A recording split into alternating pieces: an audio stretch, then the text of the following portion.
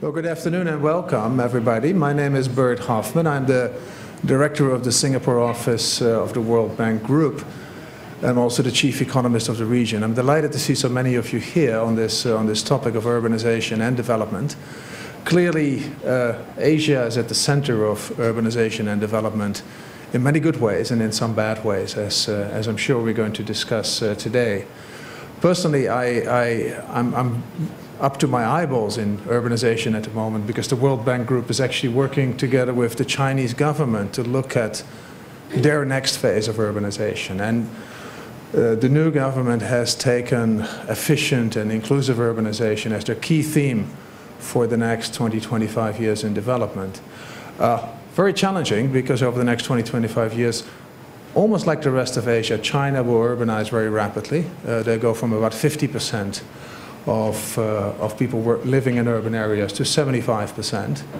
And if you just imagine what that takes in terms of infrastructure, in terms of creating jobs in urban areas, and managing congestion, that is truly a huge challenge. And the good examples you find in Asia, and I think Singapore is definitely one of the good examples here, but you also find the bad examples. As I tend to say, I'm very happy to live in Singapore because the previous 3 cities that I lived in, that was Manila, Jakarta, and Beijing, were a bit less functional than Singapore. Beijing has a great potential, but it's also enormously polluted.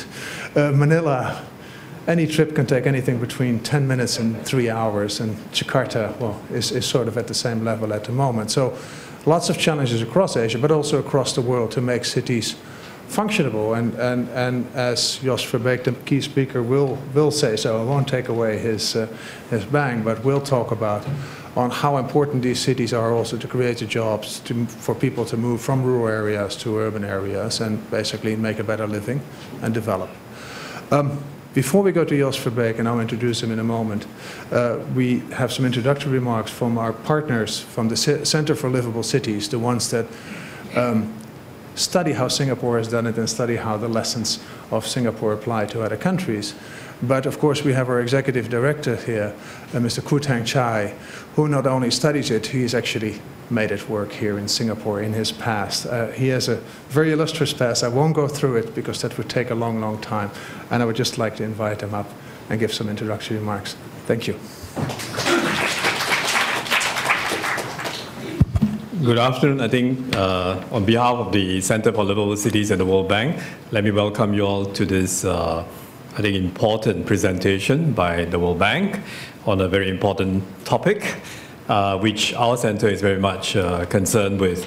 The Center for Liveable Cities was actually set up almost 5 years ago by the Ministries of National Development and the Ministry of Environment and Water Resources in Singapore.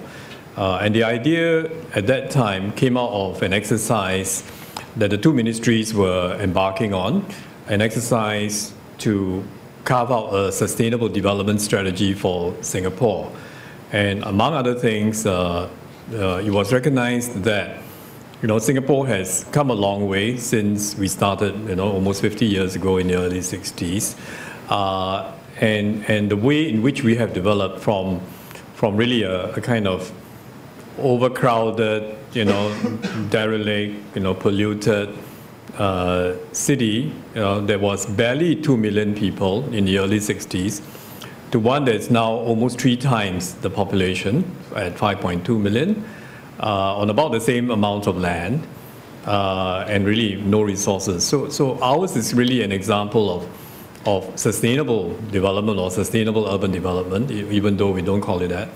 But the story and the the principles, the knowledge of how Singapore has kind of gone on the path of making ourselves one of the more livable and sustainable cities in Asia, if not the world, is something that has not been very well documented. So the CLC was really set up with the intent of making it a knowledge center to try and document that knowledge of what is it that has made Singapore what it is, but of course to build on that knowledge with more research, more ideas, and then to create a platform for sharing that knowledge, but at the same time also to learn from all the other cities in the world.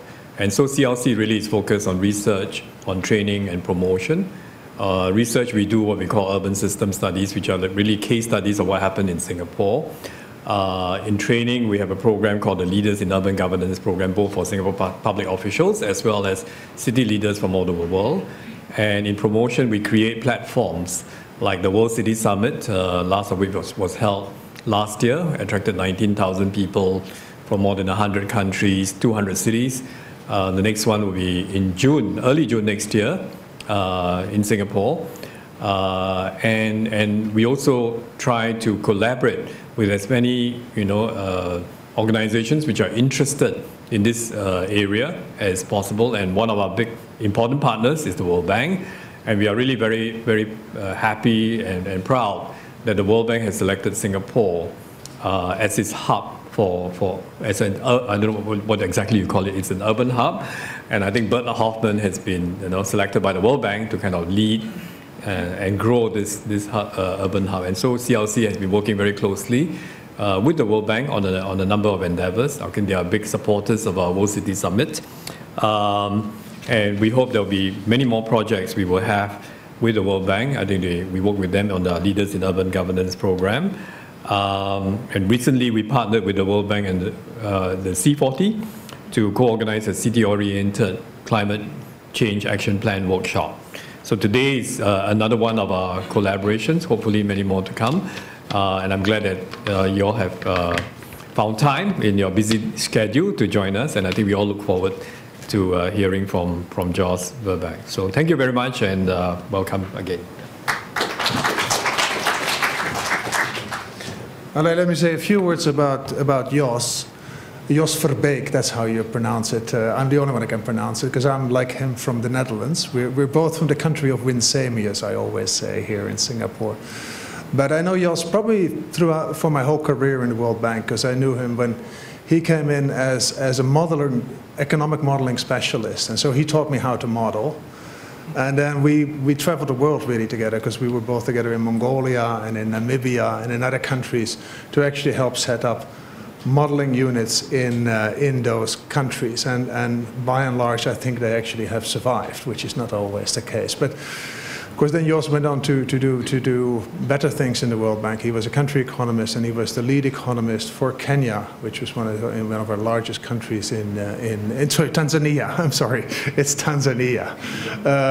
Tanzania in the World Bank. And since then, he moved to the research department, where over the last 2 years he has been leading our global monitoring report, which is a joint report with the IMF.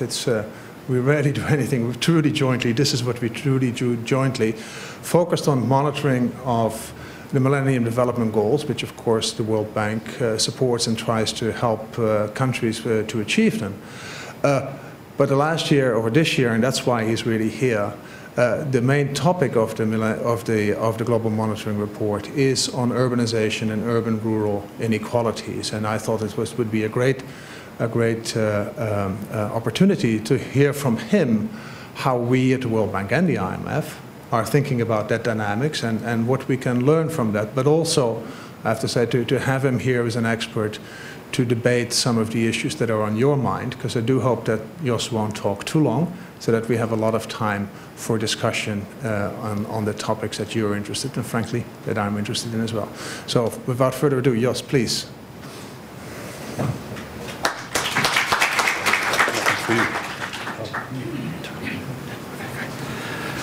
Thank you, both of you, for the kind introduction. Actually, Bert, is not completely true that he says that we know one another from the start of our career at the World Bank. We actually went to the same university, worked for the same professor in the university, and took some of the same courses even, and ended up in the same place.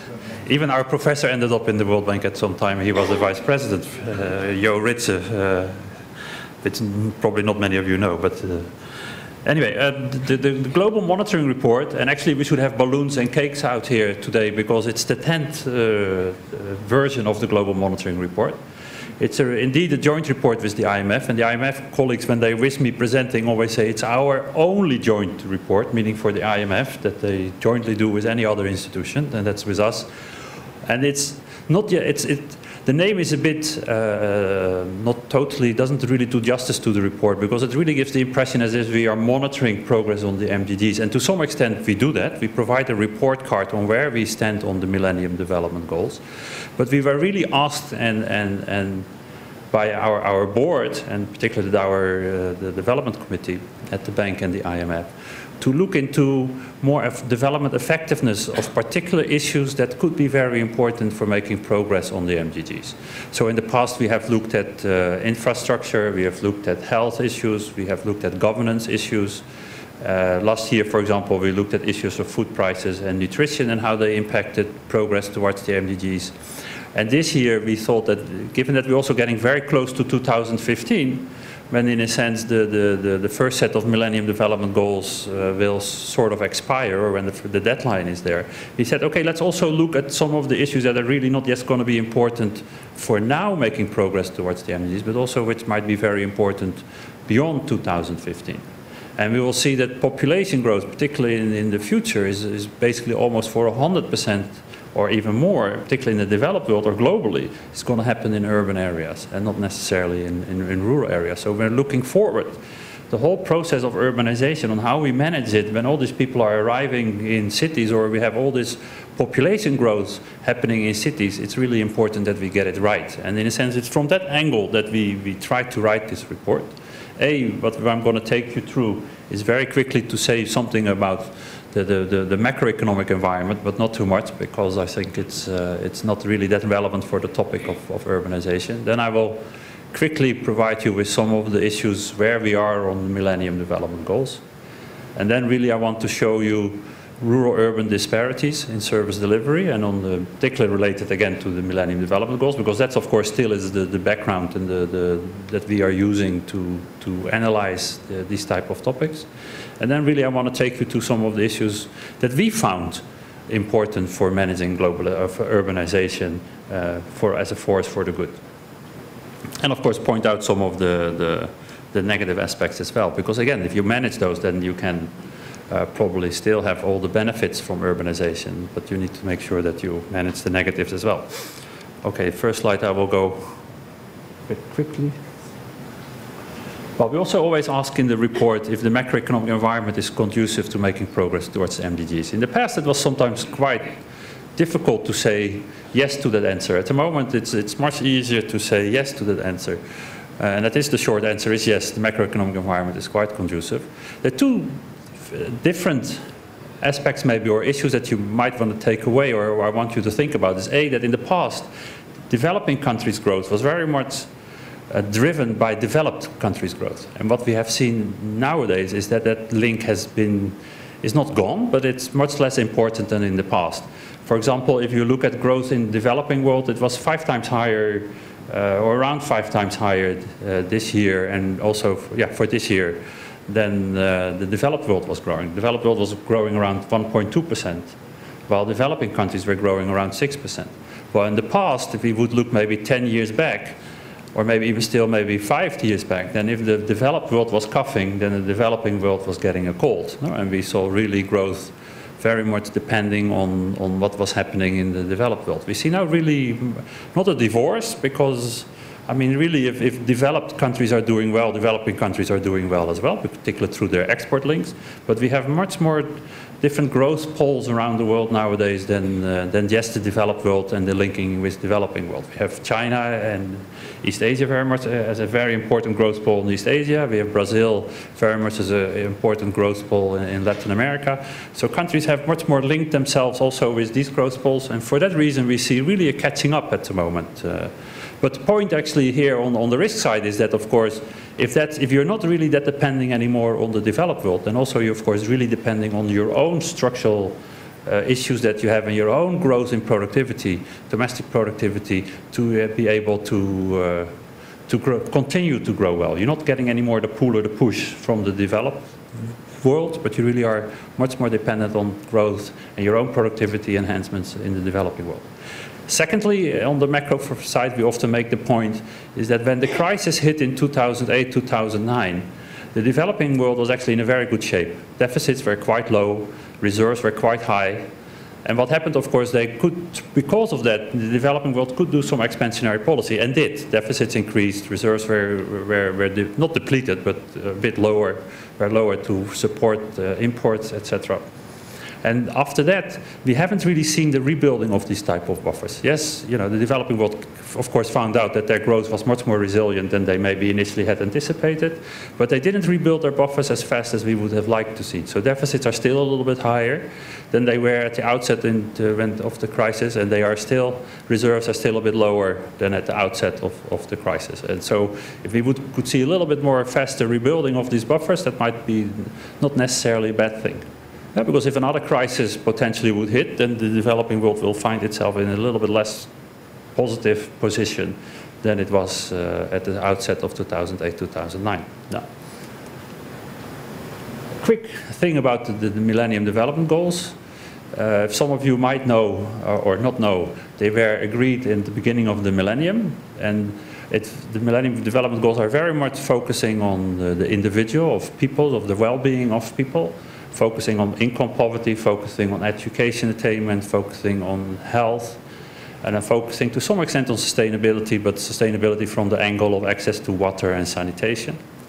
And also they have a particular goal, they have 8 goals. 7 are really focusing on individuals, on the people, and 8 is focusing more on the international development framework. How are we internationally, all of us, supporting that developing countries can make progress on these goals. And so we have, in a sense, 8 goals. Within of these 8 goals we have for these 8 goals, we have 21 targets. And of the 21 targets, we monitor through 56 indicators. Yeah? So of these 21 targets, currently, we have 4 have been met. And these 4 that have met is halving of the proportion of people living in extreme poverty. That is as defined by the World Bank of below $125 in purchasing power parity of 2005. Yes, it's complicated, but a day. And that percentage stood around 43% in the beginning of 1990 and stands now at somewhere around 21.5%. So that halving of people who are living in extreme poverty has been met. Of course, we haven't eradicated poverty yet, and that's really the goal of our institution after the spring meetings we have had. We want to reduce it to below 3% by 2030. The other goal that was met was the gender equality between girls and boys in primary school. We wanted to have 100% gender equality between girls and boys, and that's now been accomplished. Similar, we have accomplished the improvement of people who didn't have access to safe water. That we also wanted to reduce the percentage of people who didn't have by 50%. That's also accomplished. And the last one, which you will find interesting, was that we improved the lives. Well, I say we, but it's we, it's not the World Bank, but we is the whole, everybody around the globe in this case. We improved the lives of 100 million slum dwellers. Now this is in a sense a bit of a misdemeanor or a misdenominator, because we know that at the time that these MDGs were designed, one thought that about 150 to 160 million people were living in slums. So if we were trying to improve for 100 million, we thought it was quite ambitious. No? The world thought this is an ambitious target, because we basically have to get 2/3 of people out of slums or improve their lives. Well, unfortunately, what one found out after one had agreed on these indicators, that very quickly one found out it wasn't 160 or 150 million people living in slums. There were close to 1 billion people living in slums. So getting to improve the lives of 100 million turned out to be actually relatively easy, compared to if one would have to do 2/3, and again, we would have to be much closer to 600,000 or 700,000 if it was what one initially had intended it to be. Anyway, so these targets were met by 2010, 2011. Unfortunately, if we look forward, then most likely we might still see one target being met without a vast acceleration of effort by 2015. And that is, in the sense, the gender equality in primary and secondary education. Now, these are global targets. No? If we would look more carefully at regional targets, then we see a lot of more diversity. And actually, if you look at the targets for the Millennium Development Goals for East Asia, we see that East Asia is on target to meet all the MDGs that we actually globally look at. Yeah? Some of them have already been met or surpassed, particularly the eradication of the halving of poverty. But basically all the MDGs in East Asia, we anticipate that they will be met at the regional level by 2015. Now, if we start looking at country level, then the picture becomes even more diverse. Because even if we look at the goal for gender equality in primary and secondary education by 2015, and we think that globally we're going to meet it, actually we only anticipate that half of the countries will meet it. So and this is the similar case with, for example, with poverty.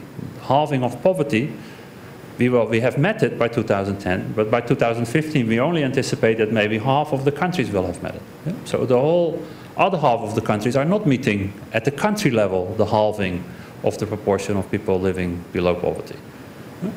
And that's, of course, is something why, in a sense, also we're thinking that probably many of these Millennium Development Goals still have a role to play after 2015, because we might have met some of them globally, we might meet some of them in certain regions, but at the country level we see not as much progress as maybe we would like to have seen. For example, in the case of infant mortality, we anticipated out of 145 countries that we're actually monitoring, we expected about 18 of them will meet this goal. Yeah? That's, of course, very, very low. Yeah?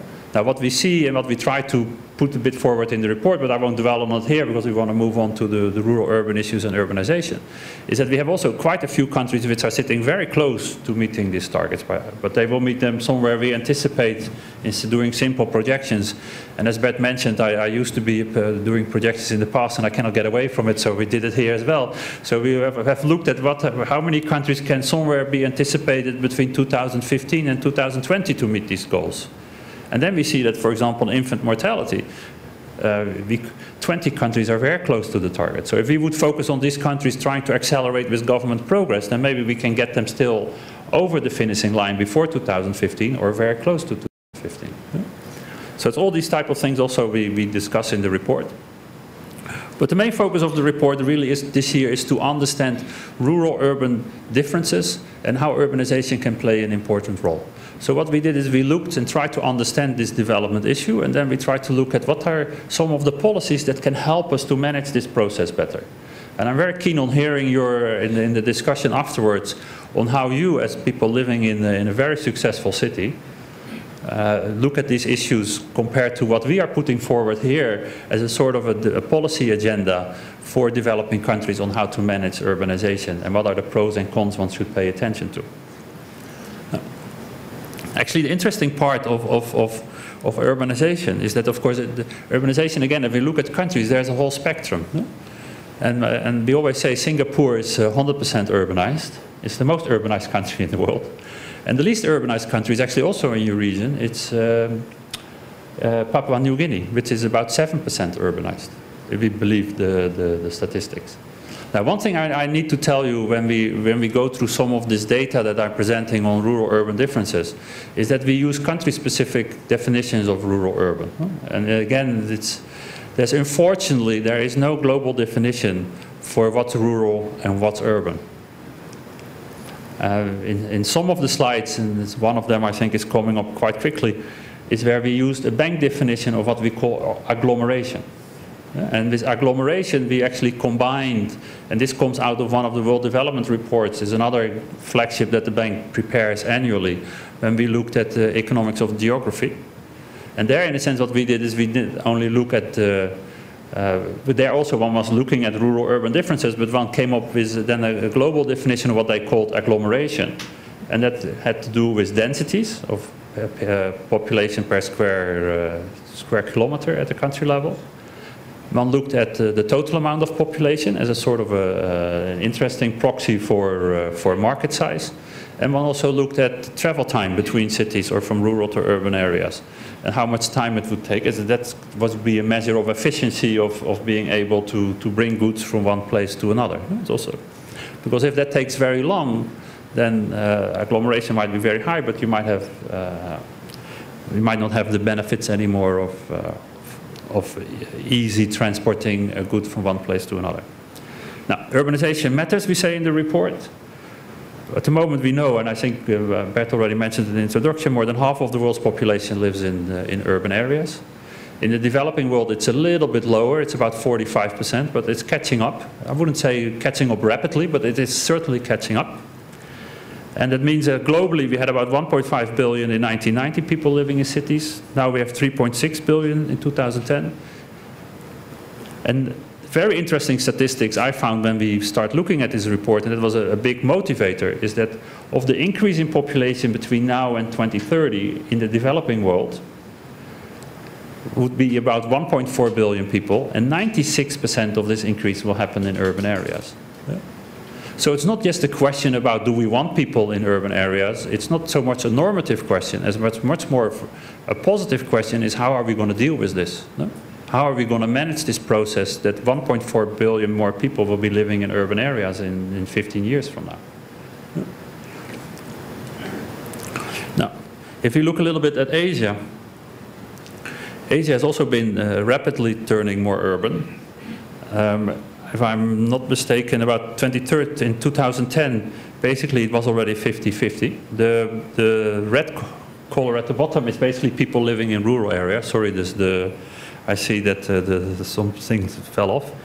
And in the blue areas is in urban areas. And as you heard from Bert already, a big push from this is not surprisingly coming out of China, because it's of course the biggest country in your region. And you see that by 2050 in this case, it's closer to 2/3 of people are expected to live in urban areas compared to rural areas. And actually you start seeing here already a real decline in absolute population in rural areas. We don't see that everywhere yet, but it's in your region it seems to be very much already in progress. If you look a little bit more carefully about various countries, then some countries have more urbanized than others. I'm going to blame Bert for the fact that Singapore doesn't show up here, because he gave me this figure. So but I think the main thing you need to take away from here that yes, there is a big diversity among countries, but the trend in each country is the same. No? Everywhere the percentage of population living in urban areas is increasing. No?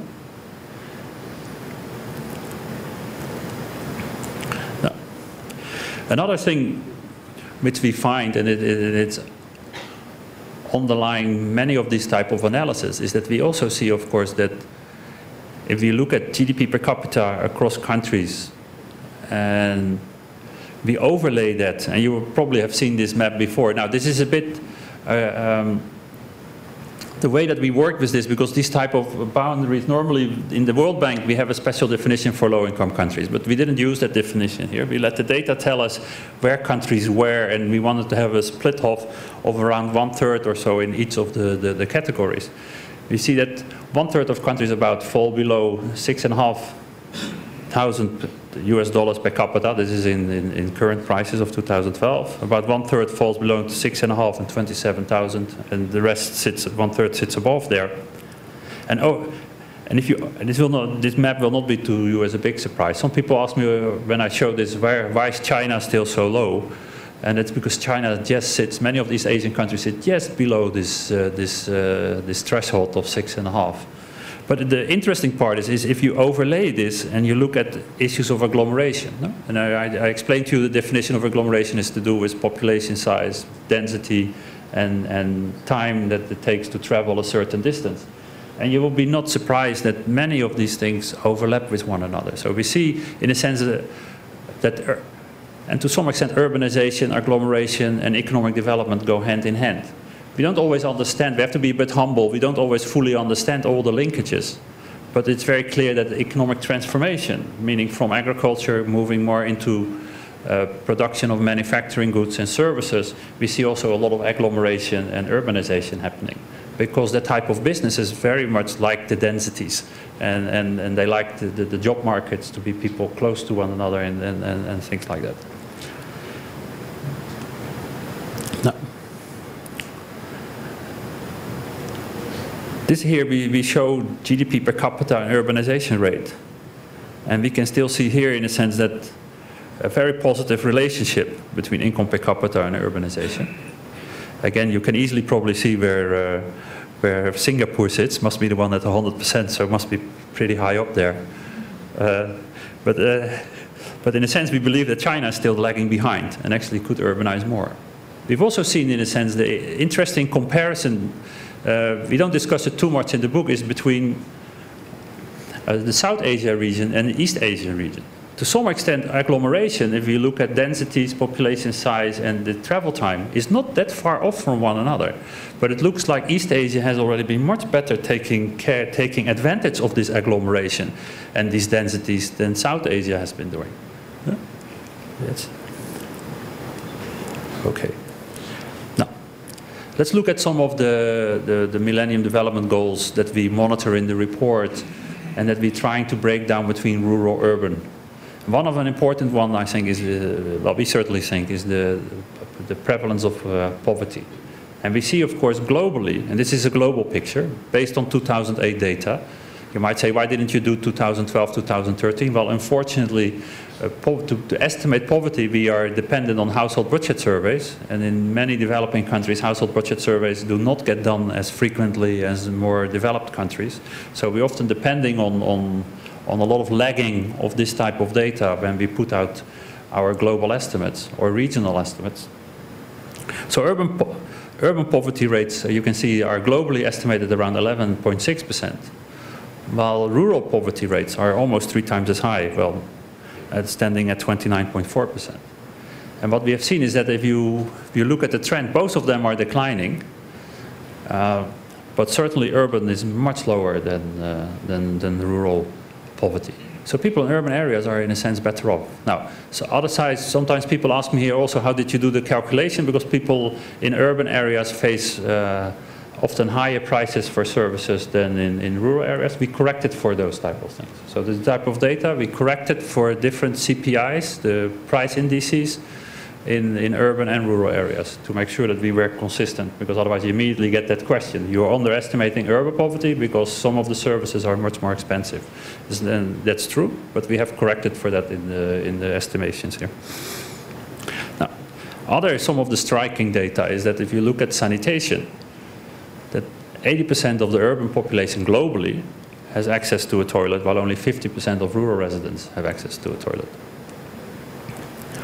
And if we look at some of the data where we see more equality between enrollment rates like in education, then when the rates are relatively the same between rural and urban, and that's the graph here on the left where we're looking at gross primary enrollment rates. And you might ask yourself, how can it be that some of these rates are above 100%? Is that gross means, in a sense, sometimes people, they like their grade so much, they do it an extra year. So then you can get rates which are well above 100%. But if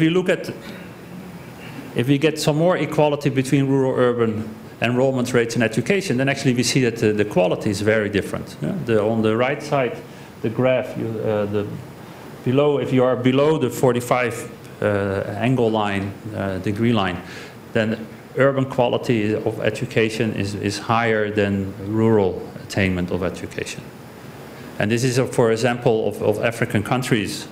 And there we looked at attainment of reading and mathematics skills somewhere between 4th and 8th grade. And it's very clear that the urban students get better quality education than rural students. Now, often that can have to do with the fact that we see often more absenteeism of teachers in rural areas.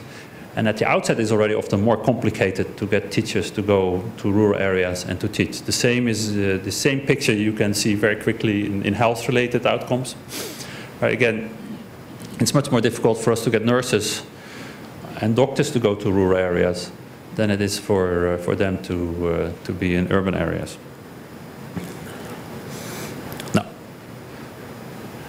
As I said at the outset, or in the beginning, I said we have Singapore on one side of the spectrum, 100% urbanized, and we have Papua New Guinea on the other side, also in your region, with only 7% urbanization. Very often people think that or people live in small villages or that people live in mega cities, meaning we very much think that the world is bipolar, which is not the case.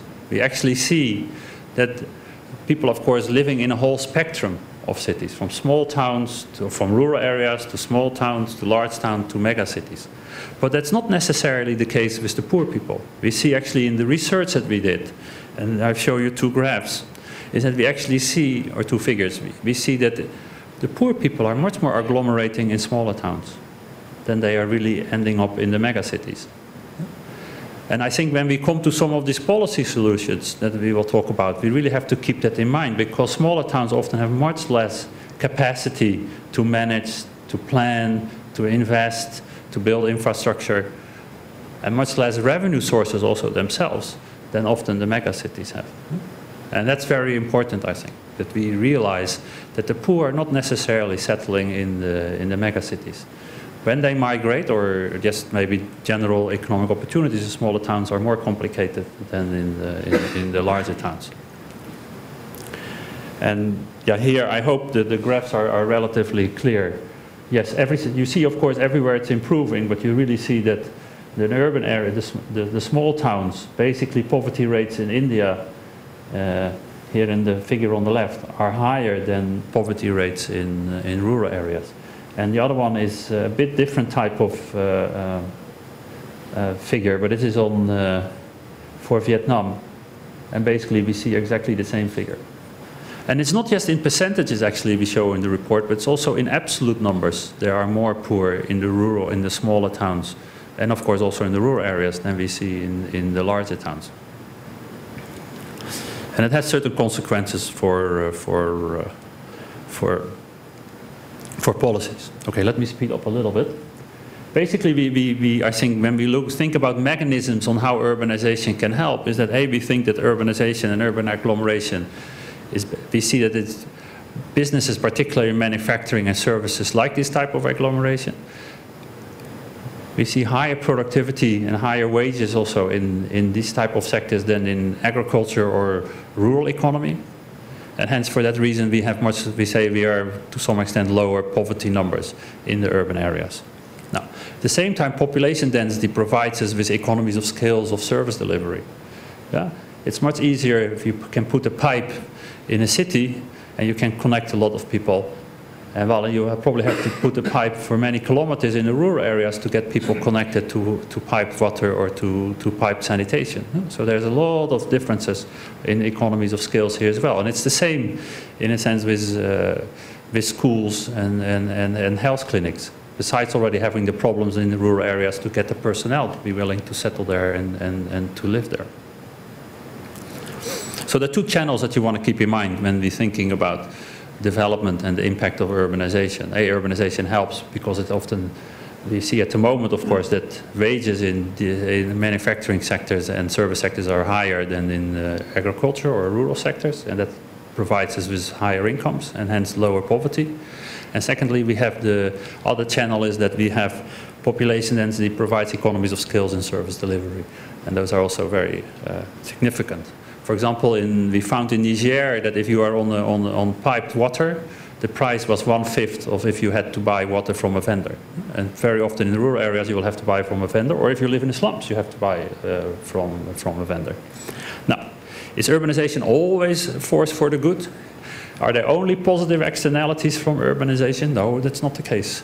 In many countries in the past, and I think Singapore is clearly not the case, an example like that, people have to some extent resisted urbanization. They didn't want people from the rural areas to migrate to the urban areas, so they put up some type of resistance by not helping them with housing, not providing service delivery. But if people come anyway, because people are expecting to get a better job, people will be on the move. Yeah? And hence, people, when they were not facilitated in a sense in their move towards the cities, we saw a lot of slums emerge. Yeah? And hence, if urbanization is poorly managed, we see slums emerging. And these are the absolute numbers of people living in slums. You see in East Asia Pacific it's still quite high, about 250 million people, and hasn't really declined over the last few years. So there's a real challenge there, I guess. In many other regions it has to some extent declined, or also stays relatively stable, like in sub-Saharan Africa. Oh yeah, I should probably explain the acronyms below. For me as a World Banker, these are standard acronyms, you see. And we are a place where when people join or first time come to the World Bank, if I make the joke on the side, we use acronyms in every sentence. So people sit with you and they think like, what are these people talking about? No? And these are a few of them. So EAP stands for East Asia Pacific. ECA stands for Europe and Central Asia. And Central Asia includes, in a sense, in the bank all the stans, so Kyrgyzstan, Tajikistan, Kazakhstan. LAC stands for Latin America and the Caribbean. MENA stands for the Middle East and North Africa. And SES stands for South Asia. And SSA stands for Sub-Saharan Africa. And you see that actually from your region, the highest numbers are of slum dwellers. But again, this is of course to some extent a definitional issue maybe, but certainly. Well, definition of a slum dweller is somebody who's deprived of I think up to 3 service delivery issues. So he has no proper housing. There would then be one deprivation. He would not have access to water or access to sanitation. If all these 3 of them are missing, then this person is assumed to be living in a slum. I think that's the proper definition that the UN Habitat is using, and obviously that's the definition we have been using here. Now, another important issue is of course we have these positive externalities we talked a little bit about these densities, these economies of scales, but there are also some of the negative externalities. And one of the big negative externalities that has been emerging over the last 5 to 10 years is really pollution. And here you can see how some of the countries here in the Asia region are faring compared to an international guideline that the World Health Organization put up, that they want actually everybody to be living below a certain threshold. And you can see that India is certainly not below the threshold. Bangladesh, Pakistan, China, Vietnam, and Korea are not. Some of them are getting very close, and that means that people, the cities are really struggling to deal with these type of externalities of, for example, we see in the statistics that in developed countries and also to some extent developing countries, if GDP per capita increases by 10%, we see also 10% more cars on the roads. So there's a very strong link that people want their individual freedom, I guess, or the individual sitting in the car, and this happens also, of course, in urban areas. So one of the ways that the report talks about how do we tackle some of these connectivity issues is really to look also, of course, at infrastructure for roads. You will still need to have it, you need to provide it, because if people want to live in driving cars, it's going to be very often tough to stop them, but you can put, of course, some taxation policies in place through the uses of fuel, to extra fuel taxes, or have taxes higher so that people get the disincentives. The other one, of course, is to provide the incentive of public transport and have a good public transport system in place that people can actually use and actually brings people very relatively quickly from A to B. Okay, back to the goody part again. The various policy areas that we discuss in the book, and I must admit that this is not an encyclopedia, so we cannot discuss everything in a lot of detail. And sometimes when I discuss it, people say, yeah, you don't say enough about rural development. Yeah, but that would be a whole separate report. No? And here we really wanted to say, like, okay, we have all these people coming to urban areas. How are we going to manage it? How are we going to help cities to get ready for them? Or even, of course, it's not only existing cities. We will also see a lot of relatively small cities that may be out there in the moment really becoming mega cities. Yeah?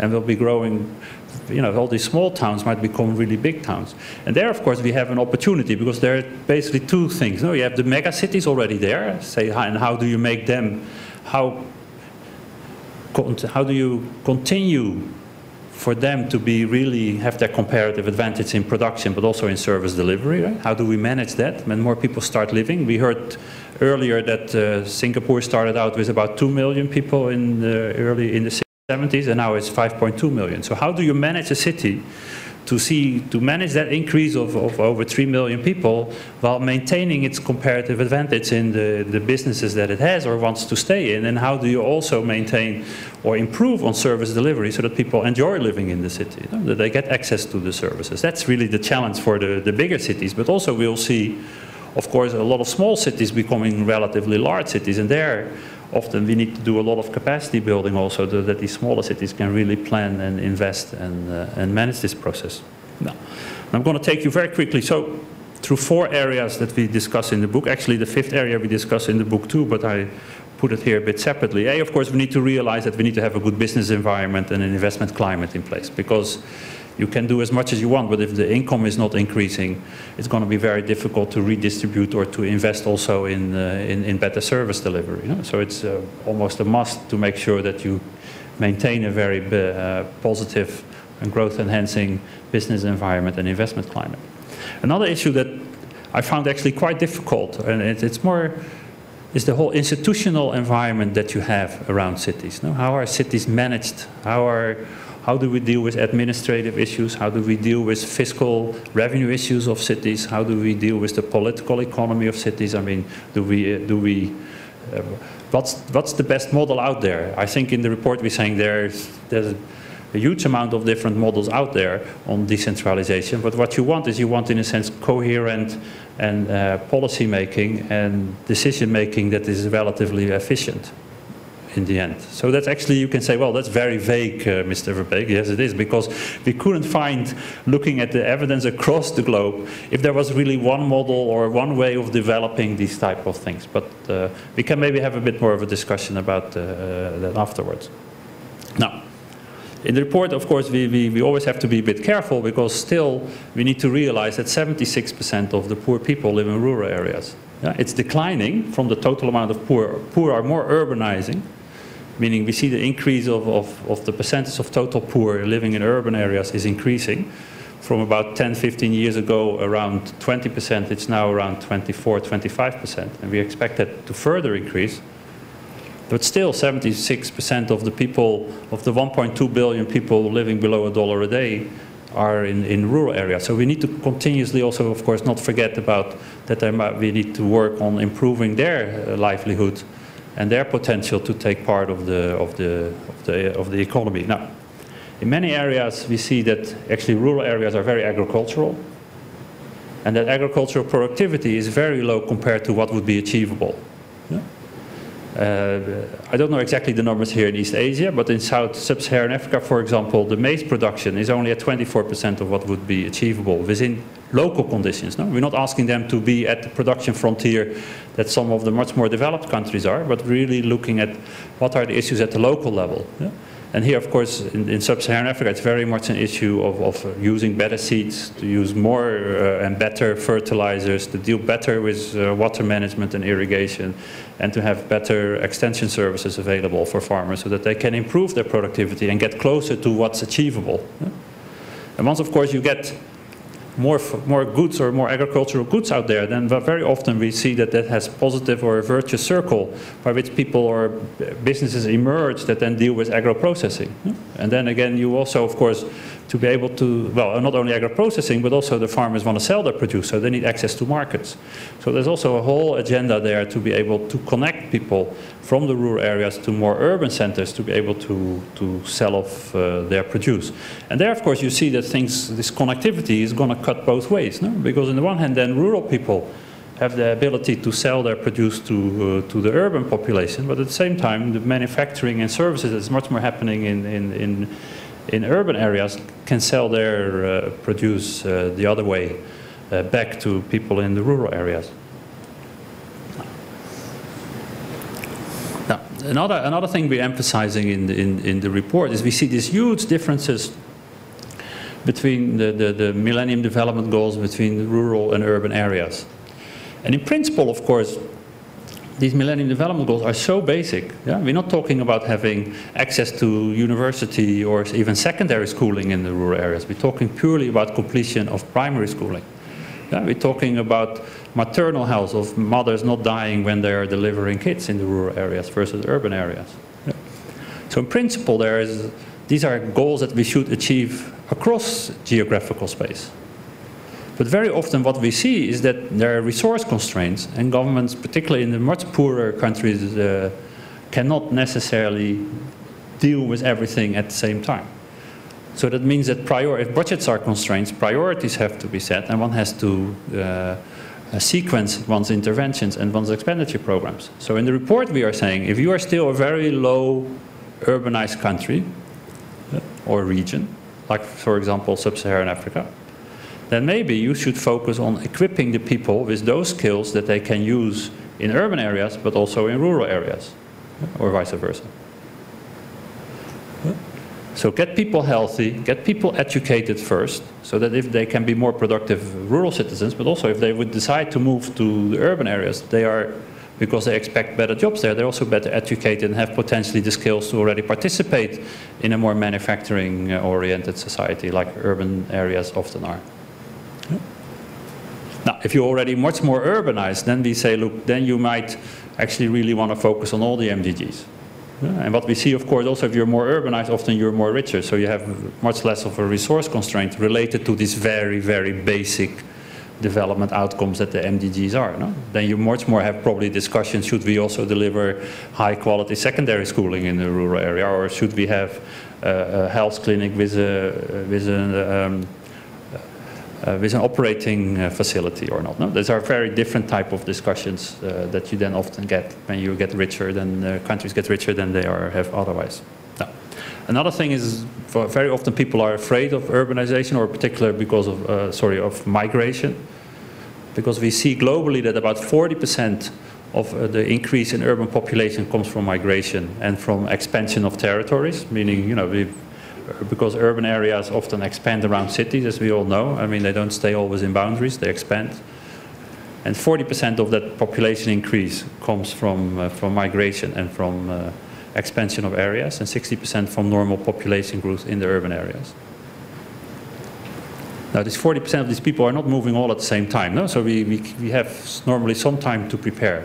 Now, one thing which strikes me is that the data we're quoting on China, and I know Bert might this data even much better than I, because he was the lead economist there, was that during the takeoff phase in 80s, 90s, when we really saw this transformation from a rural society moving to much more urban and much more manufacturing services, actually migration contributed 80–90% to increase in population. So if a country actually goes through a real takeoff phase, and then this type of migration might be much higher, of course, than the global number of around 40%.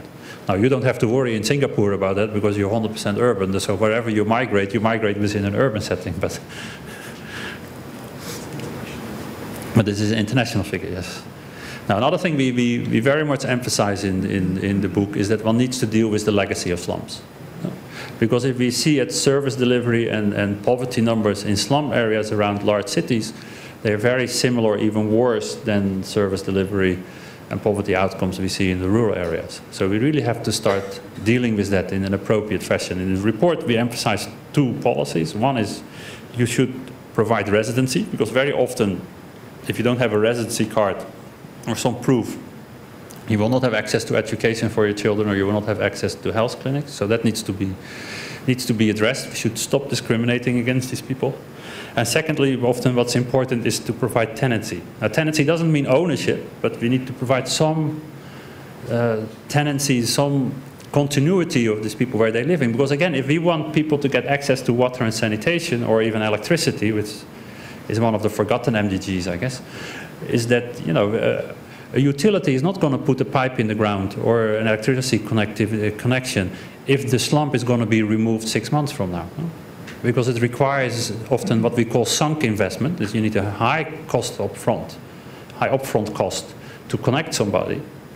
Yeah? And if then the government decides to clear out the slums, which in many countries has happened in the past, then of course the utility is not really willing, an energy utility or a water utility is not willing to put the pipes in and to make the upfront investment needed for that.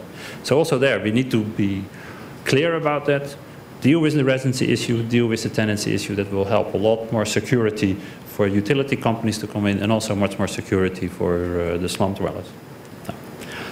Now, then in urbanization, finally, you might say, we have, and of course I have only like 2 minutes left or so, so I might go relatively fast over this. But basically in urbanization, the framework that we are putting forward is that we think there are three important issues on urbanization. One is the planning part, one is to make sure the connecting part. The connecting part here is particularly focusing on the congestion issues. You want to manage for congestion, you don't want the congestion. And the third part is really about the financing. What we have seen in the past is very often that financing comes first. Well, first, I've worked in a few countries, and Bert made me lead economist of quite a few countries in Africa. One of them I also worked on was actually Uganda. And in Uganda we had a financing company coming to the government of Uganda and saying, we can build you a new port. Yeah. So the people had all the financing arranged for them, but nobody had really looked at the internal rate of return or the net present value of that investment, Nobody had compared that with other priorities that maybe the government had. So in the end, the government decided not to go ahead with it, but initially they were very enthusiastic about it because, hey, look, the financing is already here. Why don't we upgrade our port? We can build a brand new one. It must be very good for us. Yeah? So we are saying, look, in the report, we're saying, and we're emphasizing very heavily, you need to first plan. Yeah? Really think through where you are taking your cities. Don't overplan. We're also saying, don't make master plans of 10, 20 years because the world will change in 10, 20 years. But certainly plan. The other issue which we're putting forward is that what helps with the planning and which later on also really can help with the financing is to make sure that you value your land, that you get the prices of land correct. Because we have seen in the past that if prices of lands are right, that actually it can also help a lot with the taxation issues because of property taxation, which often is decentralized to local governments. Another issue also is that often governments don't, or local governments don't always realize that they're sitting on very valuable assets. No? And in the book we show two examples, or I think actually three, but two I can only remember now. One is on Cairo, where Cairo actually sold off a piece of land for development, which it owned, and it made $3 billion out of the sale. And it was 10 times more of the annual property taxes they were making. Yeah?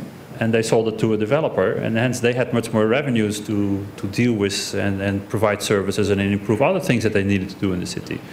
Another example is in Istanbul, where they actually were sitting on an old bus station, which had totally dilapidated, and also that they were able to sell and use that revenues for deliver other services and build on other services in the cities. So we say get the valuation of land right, and also record properly when transactions are taking place related to land. Because land is a very valuable asset of a city. The other thing is really the connecting. I think here we talked already throughout, in a sense, my presentation about. It's not just about, of course, connecting within the cities. Yeah? You want people to be able to move from one neighborhood to the next, or to be able to get to work. But it's also, in a sense, connecting again back to the rural areas. And it's also about connecting to export markets. Yeah, I think Singapore will know that very well, I expect. Yeah? A well-functioning port can be extremely important. I mean, Bert and I also come from an area where it's Rotterdam, and Rotterdam used to be the largest port in the world up to somewhere, I think, the early 2000s, when all the ports in China became bigger, and probably Singapore too. But until then, I mean, this was a real engine of growth for the area, and managing that well, I mean, that type of connectivity with export markets well can be very beneficial. Now, financing, we say, comes last. Yeah. Please plan first. Yeah. I mean, and again, I have to be careful, but in Africa, I often used to tell the story about China, where China planned a lot, prepared investment projects in advance, and basically had their own priorities set. And then when financiers would come, including the World Bank or donors or other private financiers, and they had their own ideas, China would say, no, no, no, no, we prefer you open the drawer and got a project out there. This is much more important for us. This is a higher priority. Now, in many countries and city governments don't have that type of capacity in place. No? So that's also why this planning is so important. You want to be able to direct the resources to where you think, and maybe in a collaborative way, obviously, very often, where the biggest bang for the buck will come from. Now, in summarizing, in the macro side, I tried to convince you that enhancing domestic growth opportunity has become more and more important. We cannot just rely on the developed world to pull developing worlds forward. And that we need to rebuild buffers, particularly on the fiscal side and the external side, the reserve side. On the report card, I think we want people or countries to focus on those MDGs that with some acceleration can still make it by 2015. On the rural-urban disparities, we think the evidence is very clear. Urban populations are better off regarding MDG achievements than their rural brethren. Poverty is accumulating much more in small towns, and that's something for us to be aware of, because if you target poverty in the mega cities where poverty is already much lower, you might actually miss where the poor really are living. And rural-urban development are interrelated. It's not rural versus urban or urban versus rural, depending on who you give home advantage. But it's these things, development really goes hand in hand. A policy agenda, urbanization matters and can be a force for the good. So don't hinder it, but prepare for it. Migration, facilitate mobility. Again, don't hinder it. If resources are limited, focus on human capital related MDGs. Well, I'm still writing, this report is still on the MDGs, but very much, of course, focus on human capital. Address the legacy of slums to eradicate urban poverty. Oh, and a little typo here, but remain vigilant regarding rural development. Thank you very much.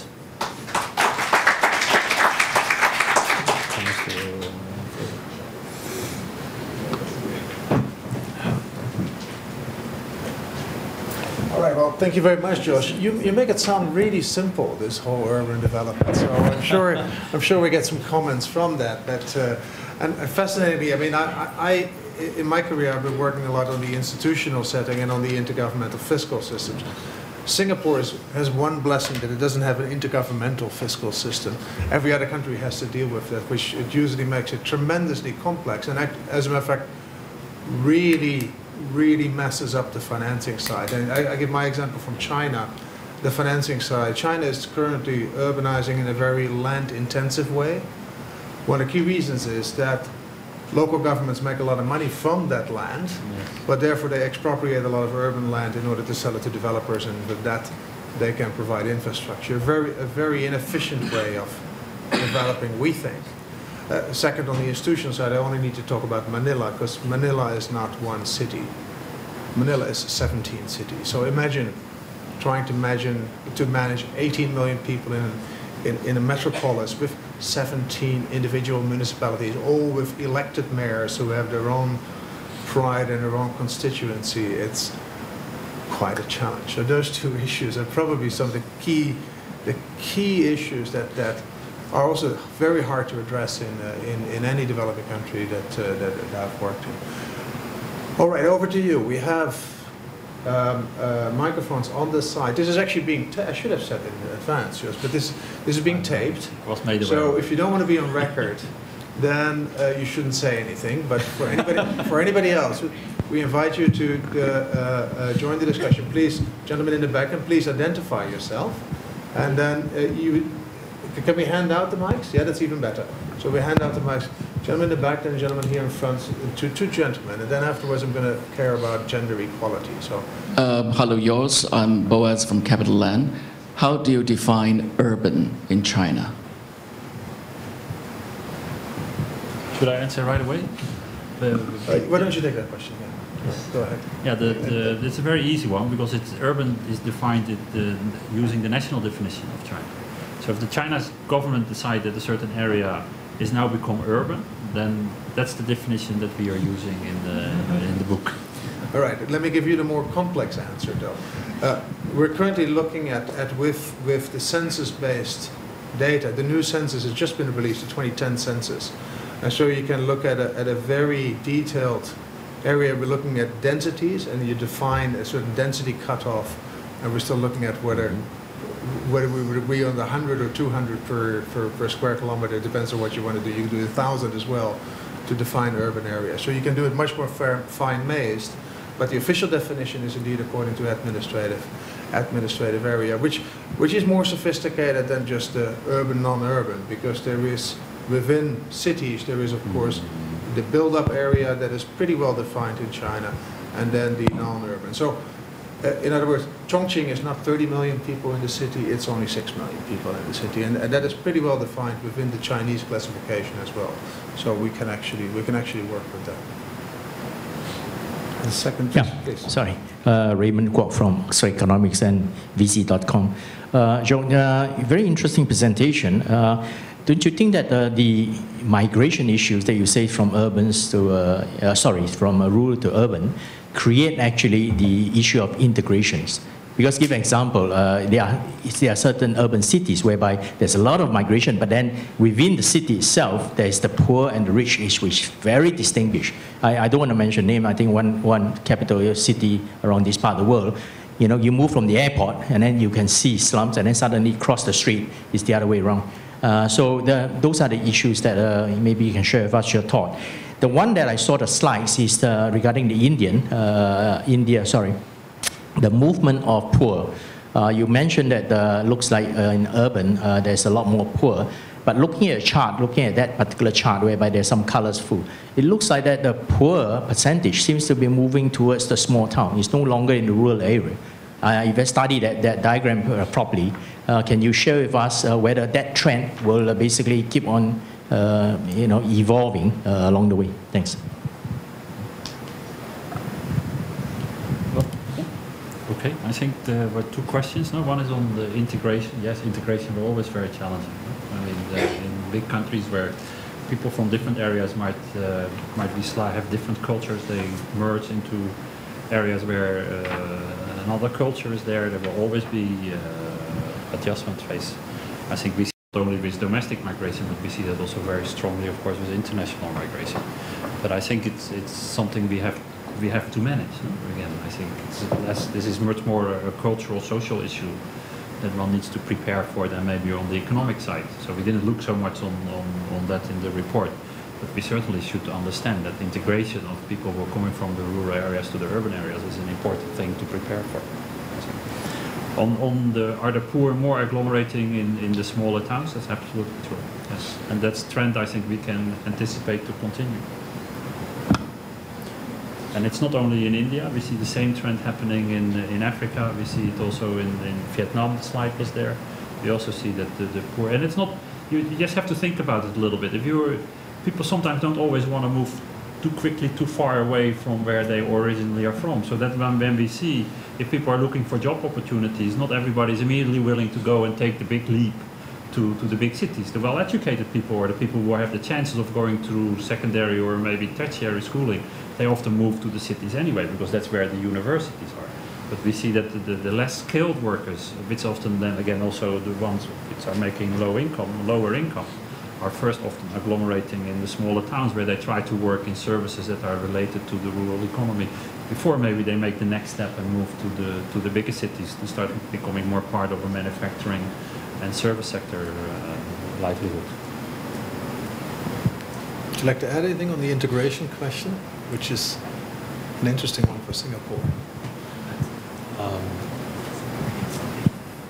Actually, I want to ask Jos one question, because he made a remark about master plans, not encouraging master plans to be too long-term, 10, 20 years, whereas I think in Singapore we do want to encourage long-term master plans, but of course you've got to balance that with good execution, simply because a lot of infrastructure takes a long time to plan ahead, whether it's MRT or water.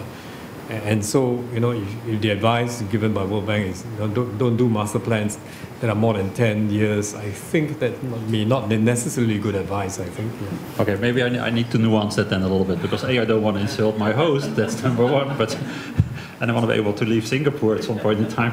But I think what we're trying to say... I know, but I was joking. But I think the point is that we don't want master plans to be rigid.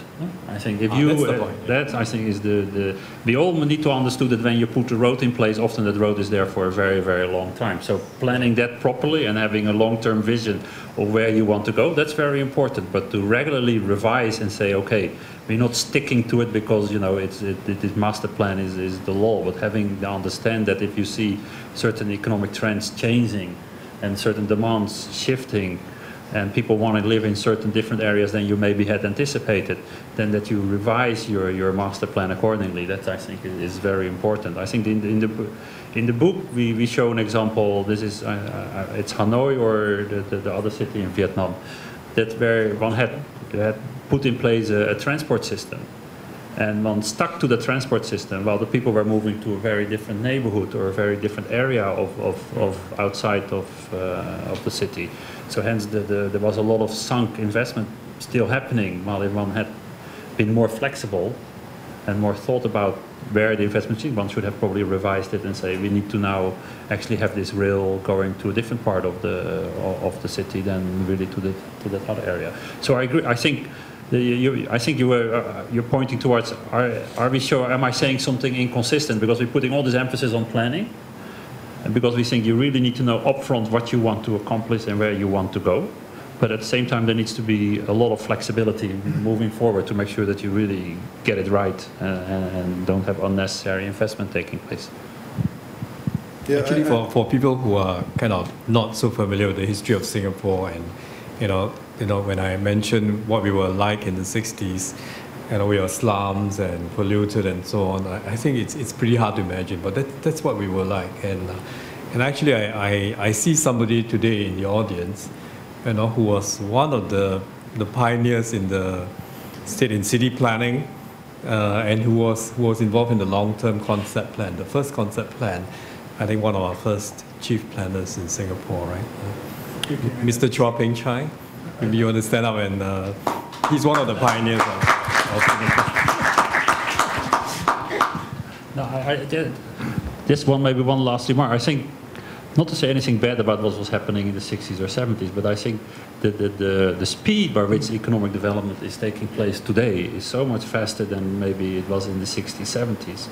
The amount of people moving, when you have 1% moving of people in 1960, was a much smaller amount than 1% of people moving today. So we are in such much faster economic the development than in the past. We are much more global, and of course Singapore is very much globally connected, that these things change much faster, and hence you need to be more flexible. And I think having plans, yes, but be flexible. I think is the message I would like to give.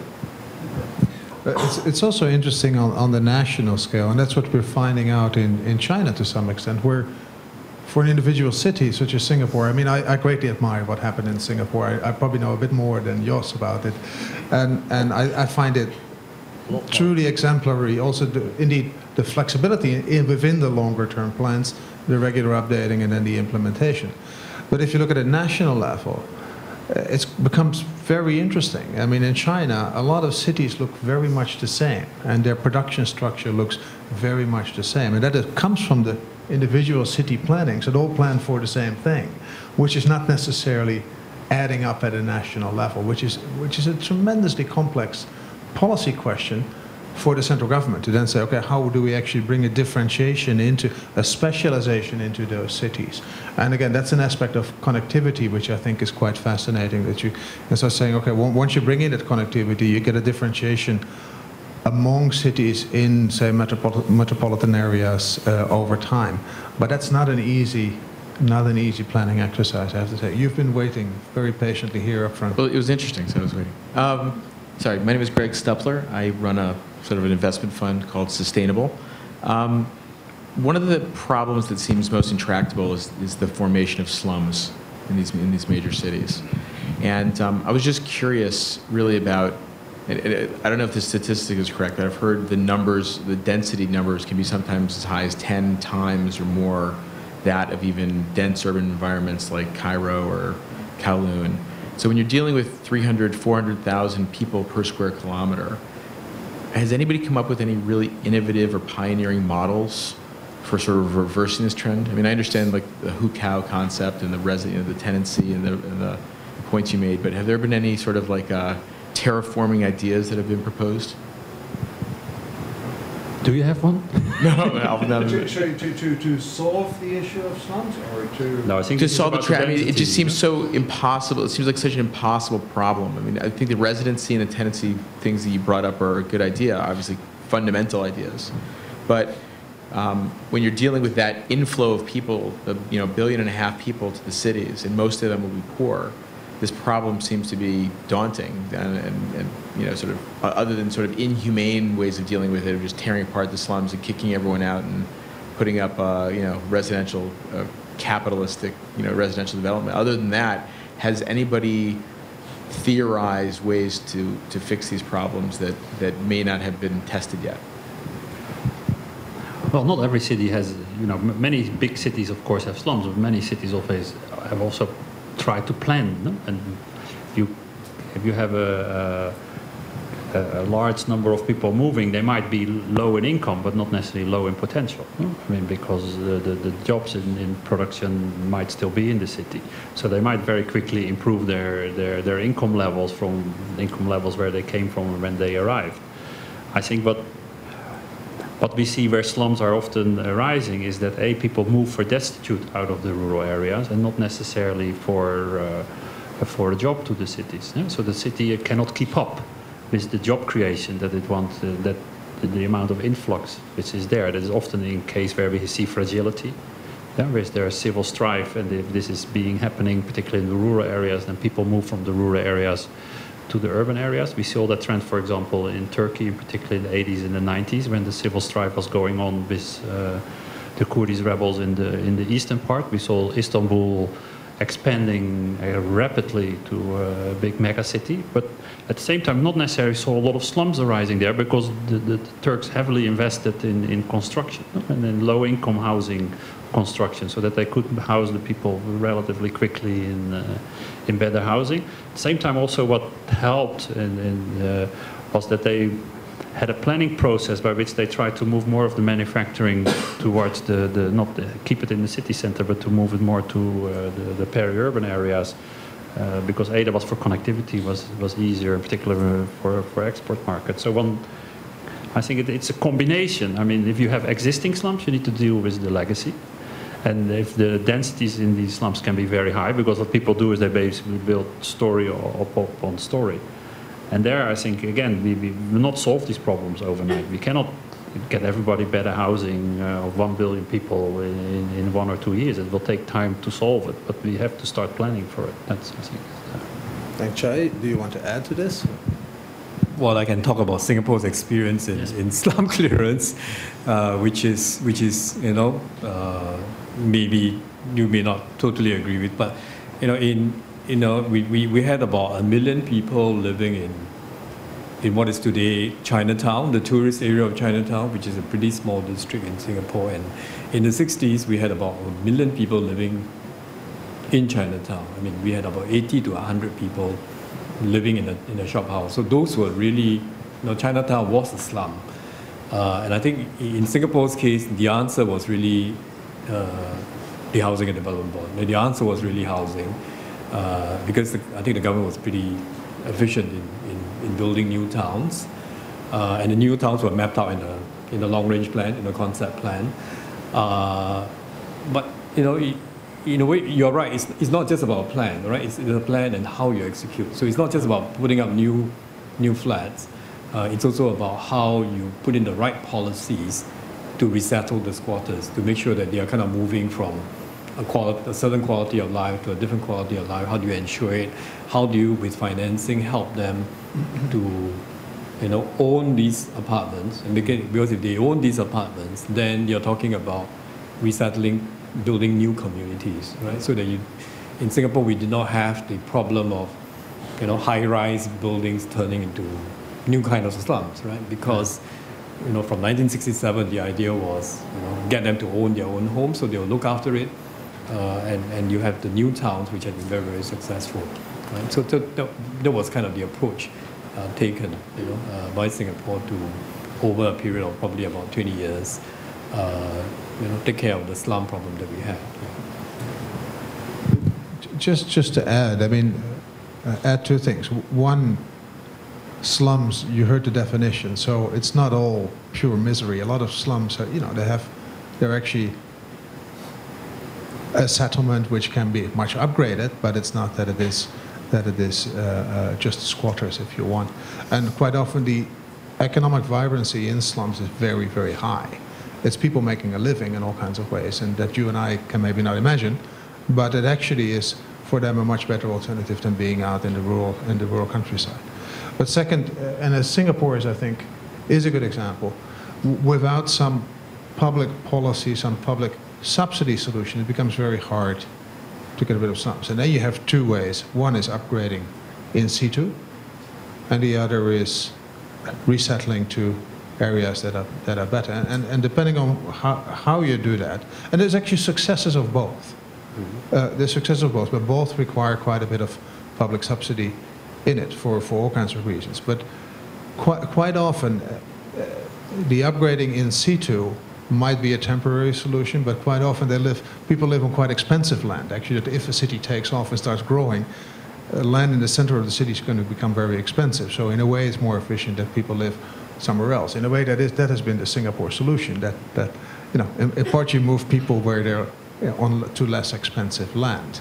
There's all kinds of social issues that one needs to manage very well. and the World Bank has all kinds of safeguards for doing that. So that's, in that sense, we don't do that too much.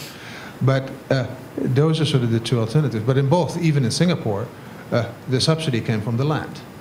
The government kicks in the land at very low cost. Because without it, it's still very hard to imagine that people, I mean, in the 60s in Singapore, but currently in many developing countries, at an income level that they could afford, if you want decent housing with all the services involved, somewhere there has to be a subsidy to make that work. That's good for the economy, so it makes sense to actually do it. But to see where the money would come from and how to do that, and how to then apply that subsidy, be it in land or be it in the building of the housing, be it in the services. There's various examples of that around the world. And even Mumbai is starting to work on solutions on their very large slum issues. I said I was going to take care of gender. And this is not because I happen to know Diana, but she does get the microphone first. Hi, my name's Diana Damon, and I'm an architect. I have two questions that are probably actually not quite related. The first one, what about the importance of urban areas having viable hinterlands that have been able to take away some of the pressure from cities, and how has that worked to make those cities more livable? And the second question I have for Mr. Khoo, Singapore being such an obviously successful, gone down this journey so successfully and acting really as a mentor to so much development in the area, do you have any cautionary tales for Singapore, introspective on what perhaps you would suggest a city does not do that was a path that you took that might make their journey easier or more successful?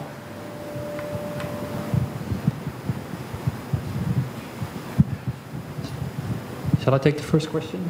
Yeah. Okay. The urban access with viable hinterland, I think it's very important. I think. I mean, there are two things in a sense. A, from maybe a social perspective, if you want to escape the city and you want to see some green, then it's nice to have a hinterland like that. But at the same time, of course, it's the whole interconnectivity between the rural-urban areas. Very often, countries have developed from an agricultural society slowly into manufacturing to the learning about agro-processing and expanding that, and then selling these products to bigger markets that they found, or through exporting, or in the urban areas itself. So, and that then has often developed to different type of manufacturing, to different type of service delivery. So it's very important that hinterland, the development of the transformation of a country very much goes through these type of stages. First, from agriculture, we become more productive, then we go more into manufacturing and into services. Sometimes you can make the jump straight into services, like certain cities in India are like that, where the ICT revolution in a sense really helped them. They didn't go through so much through the manufacturing phase. But most countries have developed from agriculture, their hinterland, where we grow it, through agro-processing to more manufacturing, more advanced manufacturing, and then moving into services at the same time.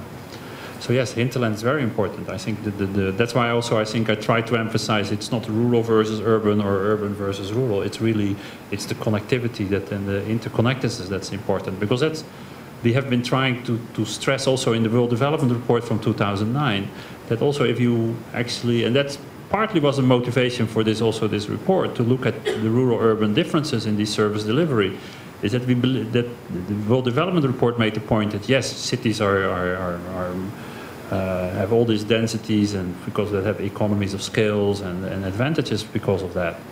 But if you want to really sustain development, you have to take care of your hinterland as well, because otherwise if the disparities get too big, then the long-term development trends are not sustainable. Yes, okay. I don't think Singapore has done, a perfect job. In fact, I think we've made many mistakes along the way. But I guess the lesson is, there's the flexibility to adjust and kind of improve as you go along.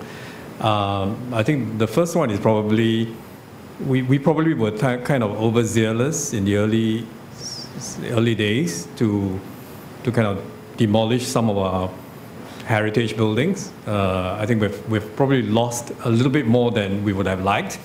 But fortunately, of course, we kind of began to take stock and came up with better plans to preserve places like Chinatown, Little India, and so on by the mid-80s. One of the good things about planning in Singapore is that I think we did have a generation of planners who were kind of quite sensitive to the idea that some of these old heritage buildings ought to be kept, and they kind of cleverly hid them away from the policymakers.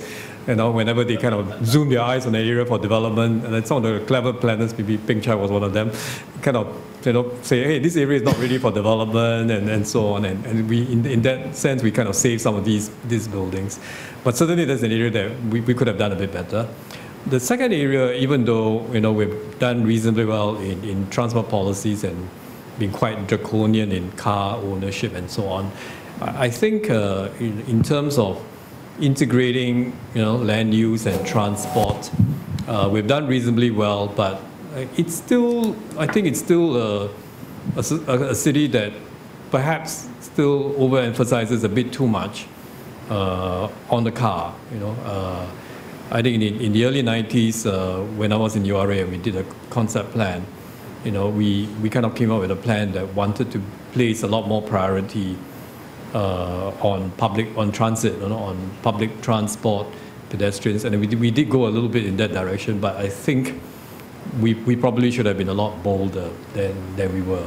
Right? And perhaps today we are paying the price for some of that lack of daring in kind of moving a lot more forcefully in the direction of public transit, priority over cars. Yeah. I think Chye wants to say something now. Good. Please, please go ahead. I'm Satya from KPMG. Thank you for the presentation, Jos.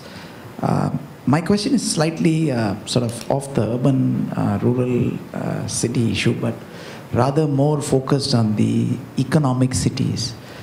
So we're seeing in the last decade or so a lot of experiments around economic cities. And almost like following the Singapore and China success around building new cities. But these don't seem to have really delivered the goods. And it seems a lot of this has to do with the government's inability to understand market failure in some of these projects, trying to get the private sector in too early to take over work that is essentially the role of the state. And in other cases, not building critical mass before you value capture around land. I was very interested in your idea of the smaller towns and the fact that they are really potentially large slums which are which have potential but haven't been developed because they're sandwiched between the rural and the urban situation. Do you think there's an opportunity to find economic cities or build them around these smaller towns? Because that seems to me to be an opportunity in some of developing Asia.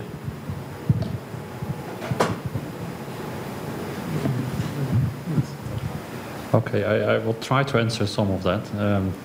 You mentioned that cities has failed, but you didn't give any examples of these cities. But okay, well, first, of course, let me give you some economic data, no? Which many of you might already know. 80% of global GDP is estimated to be made in cities. No? 30% of global GDP is made in 100 cities. These are extremely large numbers. No? Then you were talking about maybe handing over things too quickly to the private sector. Yeah, it really depends, I think. No, I mean, if you really have to define your public-private partnership very clear and have very good rules for it. And sometimes one moves too quickly. That's certainly is one lesson. Particularly if financial management is not well organized yet, then you might be moving too quickly to handing things over to a public-private partnership. Or again, if you haven't planned very well, no? If your plan is not very clear on on which ground you can actually reward the private sector for service deliveries. These things are not very clear because you don't have the data, or you haven't done your proper calculation yet on toll roads or some of these other type of services or related to water sanitation, then of course you need to be careful handing these things over. Yeah, you need to first, I think, again, it's coming back to planning, but also really knowing what it actually the service delivery indicators can be and reward them on that. On the issue of I don't want to describe small town as slums. I mean, we need to be a bit careful about that. It's, you know, the smaller towns are, we just see in the data that the larger proportion of poor are living there, and almost as large as in the rural area. So we're saying this is a challenge. No? We're not necessarily seeing the poor directly migrating to the large cities in large numbers. We see them in the smaller towns. Now, how do you plan for that? How do you deal with that? I think there's, on the one hand, there's a rural development agenda, no? Because if these are real rural small towns, then I think the real issues get working again on productivity, maybe initially in agriculture, agriculture-related services or rural economy-related services we want to focus on, or rural manufacturing focus on. If these are, we also see a lot of these smaller towns sitting around the larger cities. No, there I think it's very different agenda again. I mean, there it might actually be, the outlook might be a bit easier or maybe a bit more positive, because we see that manufacturing jobs, sometimes when densities increase in the larger cities, the manufacturing, they move more to the peri-urban areas. And if that's where these small towns are, then potentially they can provide new jobs and new opportunities over there. And then of course also the connectivity agenda becomes very much important again. So I think there's a lot of potential good things happening and challenge, but there are challenges. That's I think what we try to put forward. Mr. Chye wanted to say something.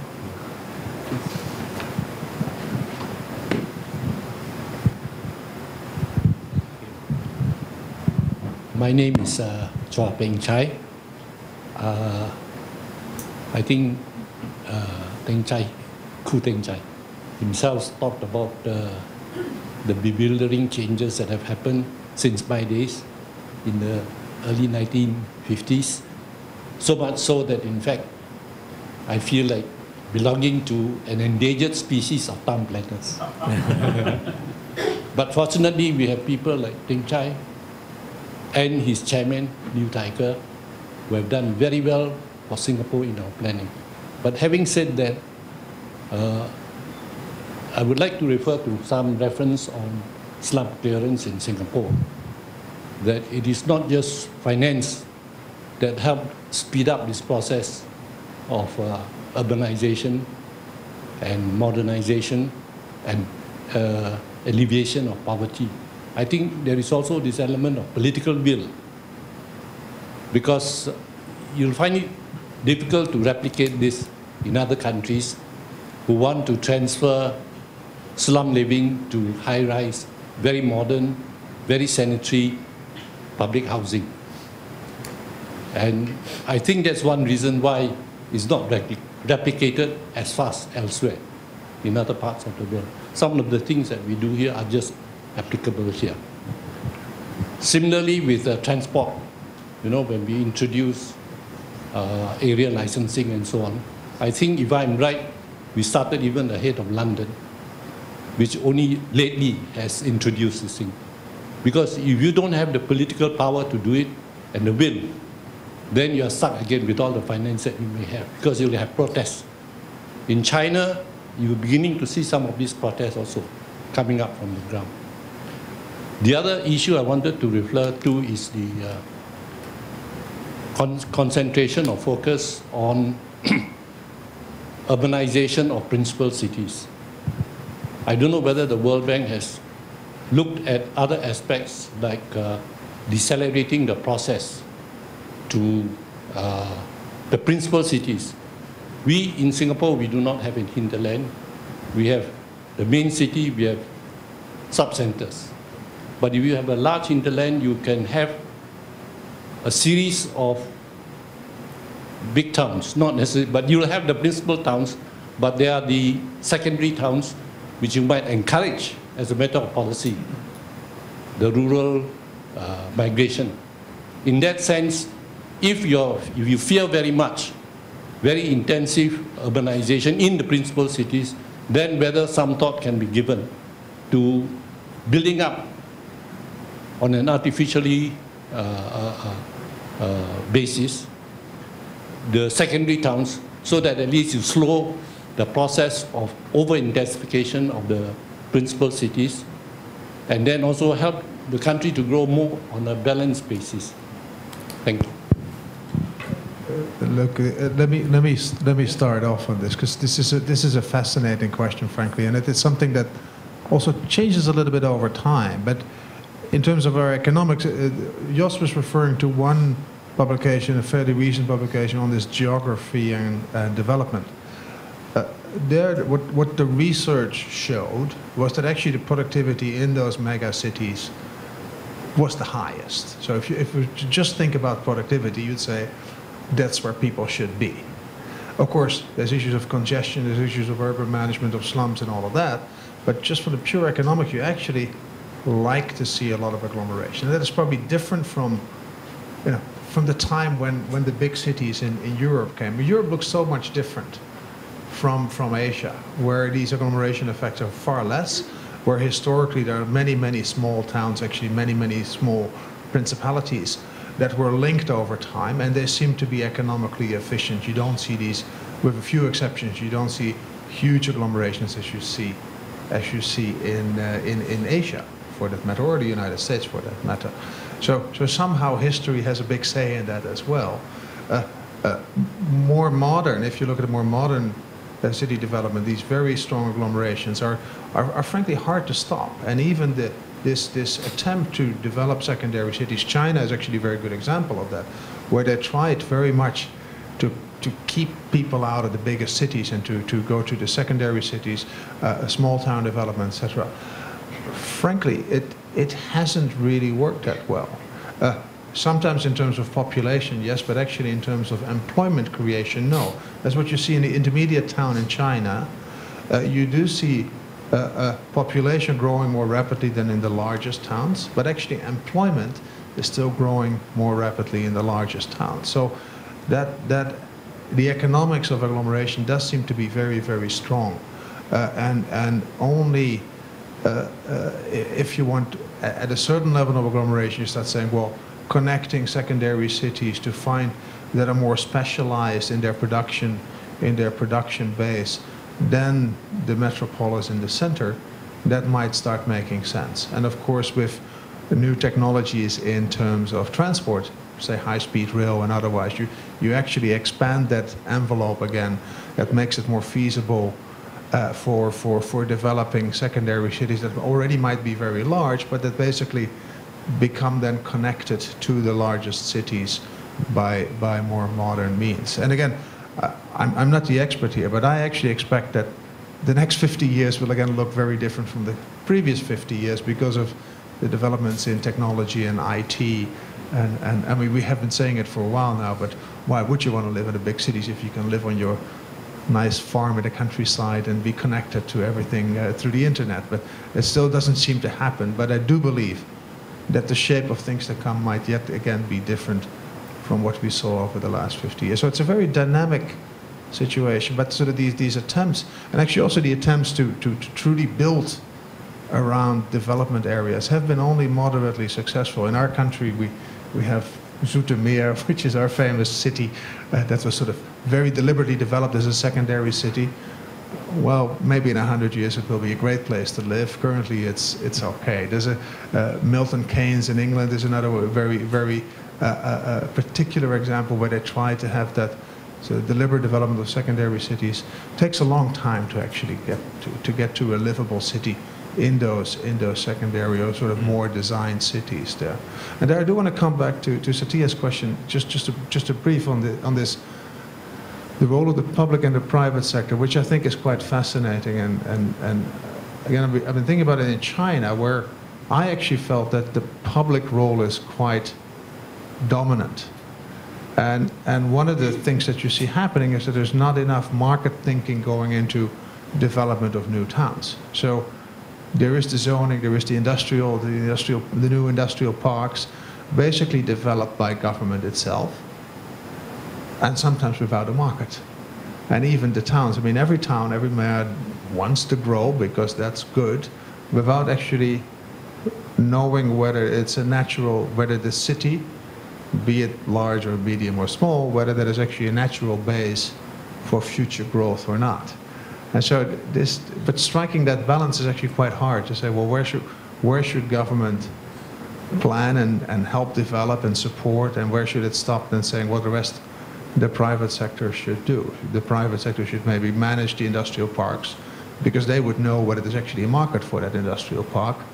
And so you won't waste precious arable land, or you won't waste land that could be used for commercial purposes or for housing purposes to industrial parks that won't happen. So that's, and I guess that's different from country to country. Maybe within country it differs very much from place to place.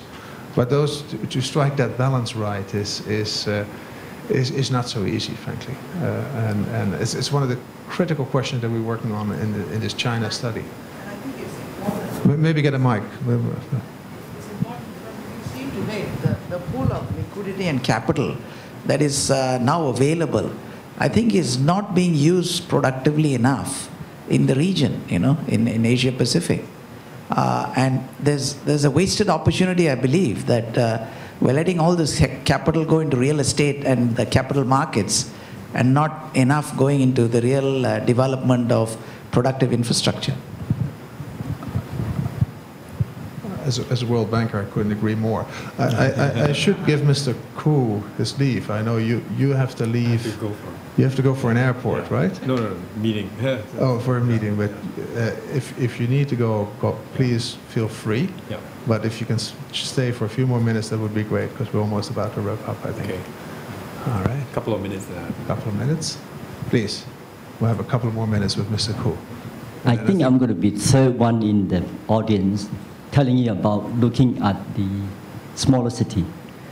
I think somehow the messaging from World Bank and a lot of economic presentation and urbanism presentation is always urbanization is good, big is better, and we talk about COS. I'm using the World Bank acronym now. Do you know what COS mean to me?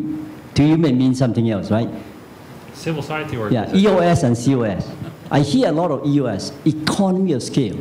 So to me, indirectly, it shows the philosophy behind a lot of World Bank thinking, industrialization. You see, when you talk about COS, you talk about complexity of scale. And I'm very worried about Asia going towards from city to mega city. Manila, for example, you mentioned it. So I'd like to hear a bit from you people, any comparative studies of the complexity of scales, and which one have done well and which one have not done so well. And coming back to the point is that I think with ICT, there is a possibility that the medium-sized scale city in the eastern seaboard of China might be a better model to follow than the agglomeration and going towards mega city. Of course, when you talk about GDP production, there's no argument, right? But are there other scales of measure of wealth creation rather than per capita? Yeah? Thank you. Well, there's a whole new research coming up or going on about well-being, and how we measure that. But if you would think that the MDGs tell you something about well-being, then even there we see that urban areas are doing much better than rural areas in delivering those type of services.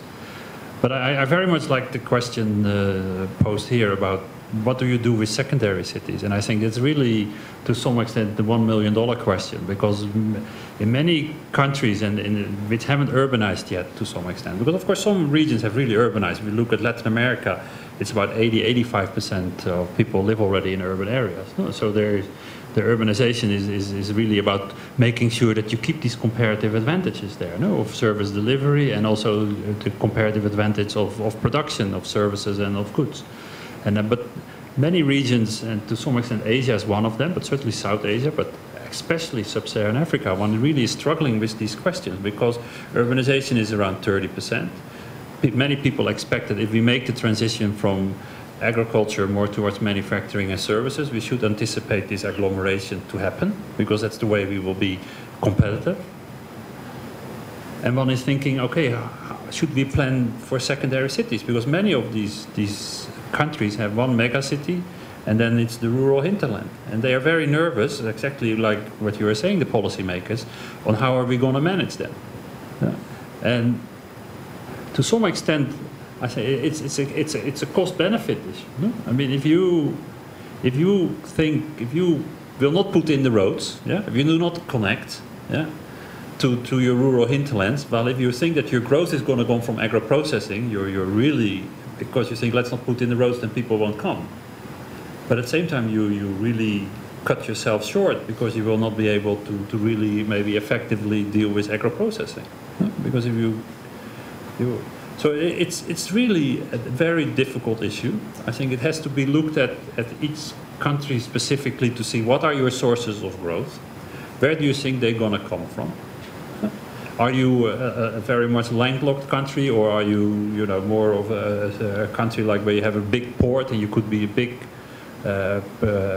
transport hub, like for example Dar es Salaam could be. It's a natural port. It has a lot of the infrastructure there, but has really dilapidated the railroad and things like that. Or are you more like a Rwanda or a Burundi, where you are very much landlocked and very miles away from any seaport to export your produce to, say, the rest of the world? One has to look at it, I think, each individually. What are my sources of growth? Am I staying agricultural? Then maybe agglomeration is not necessarily happening. Smaller towns might be the way to go, or secondary towns. But I think we also need to be a bit careful what we call secondary towns, no? Because I think when Bert talks about a secondary town in China, it's probably 3, 4, 5 million people, no? When we talk a secondary town in Africa, we might talk about 20,000 people, maybe 100,000 people, no? So we need to be very careful, and we need to look at each country specifically and see what the problems are, and then help think through how do we keep our comparative advantage, how can we make people better off, not just in GDP per capita on the income side, but also on the well-being and the service delivery side, and then maneuver ourselves with a flexible plan to go to where we would like to be. But I think, I know you have to leave, but I think we should give you an opportunity to have a final word. I'm not sure I want to have a final word. Well, okay, maybe I'll say a few words, then I think I got to leave it to the two of them. But I think in our kind of research in CLC into what Singapore has done over the last 40, 50 years, we knew that the approach taken was kind of not with any big theory in mind, but really a pragmatic, approach by the political leaders and the professionals.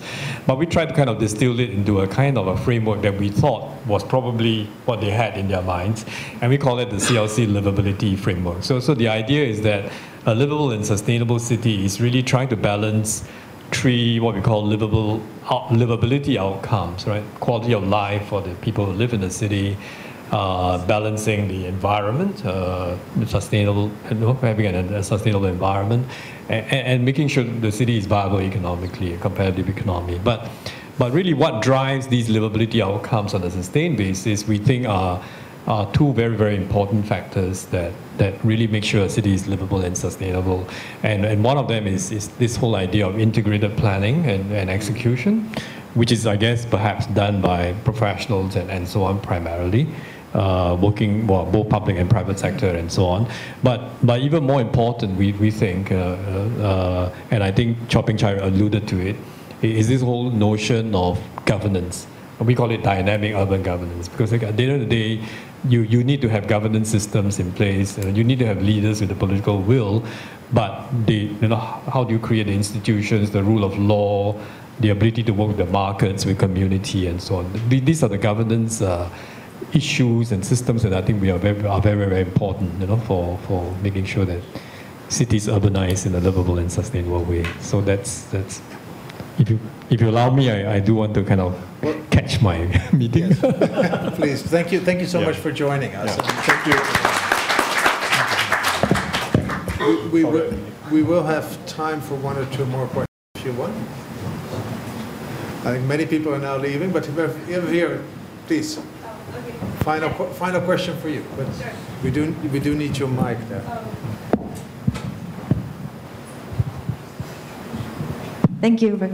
My name is Bernice. I'm with a consultancy that uses human-centered design methods for social development. So my question was with regards to, actually I was just reflecting on some of the points that were being shared here, a lot of them, and a mention of the fact that 80% or 80-something% of the GDP is being made in cities. And contrasting that with some insights that I heard at the recently published Economic and Social Report in Asia Pacific by UNDP, sorry, SCAP. It was just 1 or 2 weeks ago. So one of the things that really struck me at that presentation was that countries with high GDP but with high Gini coefficients actually have a lower socioeconomic, lower social outcomes with regards to mobility and health.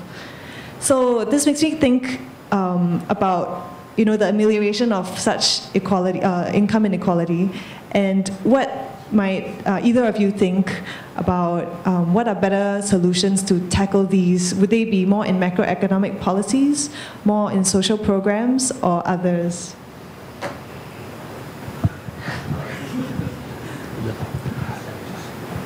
This is yes. Did I hear that? This is for another seminar, and this seminar will take place here next year because next year we plan to have the global monitoring report exactly looking at this type of inclusivity. I mean, how do we deliver actually services across the income distribution?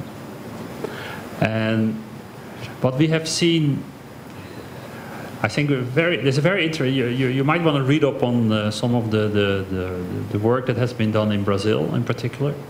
Because Brazil at some point in time realized that income inequality, or not just income inequality, it was just inequality in the country was so big that they didn't want to, they really had to do something about it. Yeah, so they had a lot of people living in basically two different societies going on. There was the well-off society and there was the not well-off society, and they felt that everybody was Brazilian, and hence that there should be able to be mobility between the particular from the upper mobility that should be there. So they started putting in place a lot of policies trying to help this upper mobility of the lower income or the less educated people, because very often, of course, that goes hand in hand. No? So they put in place this what they call conditional transfer policy. They said, okay, we will give a mother who has 2 or 3 children a certain amount of money for her to be able to stay home and to make sure that the kids get their education. And then they said, if we keep on educating also the kids of the not so well off or the people who are living in much worse conditions, then we will see maybe some upward mobility of these people going towards better incomes, and we get a much more equal society. So that's some of the policy that Brazil put in place to deal with this inclusiveness. Yeah, I think let me leave it like that, because indeed it would be a complete different additional seminar. But I will be willing to come back and talk about that subject next year, because we have been asked by our management. As you know, the World Bank has put 2 goals forward, 2 targets for itself. One is to eradicate poverty below 3% by 2030, but also to do that in some way, in a shared way, meaning we have a target for shared prosperity, that we want the bottom 40% in each country that we try to work on to do better than the top 40%. How we exactly going to measure that is still in the works, because it's not so easy to do that globally as well as at the country level, but it's certainly right there on our radar. I do want to wrap up with one point which was actually in the presentation, because, and sorry, yes, we are largely economists at the World Bank, but from an economic point of view, actually some income inequality is also not so bad. With agglomeration of economies, you actually get higher income inequalities than you would otherwise expect, but in principle everybody should be better off. The real issue is inequality of access to opportunities. And there, the key issue, and again, that is a big issue, many countries don't solve it very well, is to keep a certain service level across the country relatively equal and relatively accessible, especially health and education, but also other services that make people capable of accessing the opportunities that increased economic prosperity gives them. And that's crux, and that is related to urbanization. One of the key problems is that actually in urban areas the economic activity, but also the tax basis and therefore the government resources are going up much more rapidly than in the rest of the countries.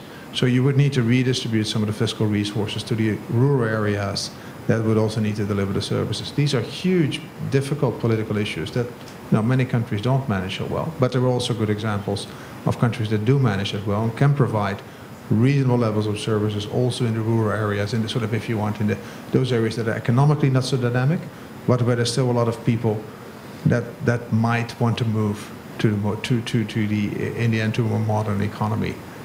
So equal level of services which would provide equal level of access to opportunity. We have to leave it here. I do enjoy this discussion very much. I'm very grateful for you all coming here and participating in this discussion, and I'm very honored to learn even more about the history of Singapore and its success in managing urban areas. I'd like to, of course, Khoo Teng Chye once again, and the Center for Liveable Cities as the partner, the MAS for hosting us graciously here in this wonderful facility, and once again, Jos Verbeek for giving us an introduction. Thank you very much.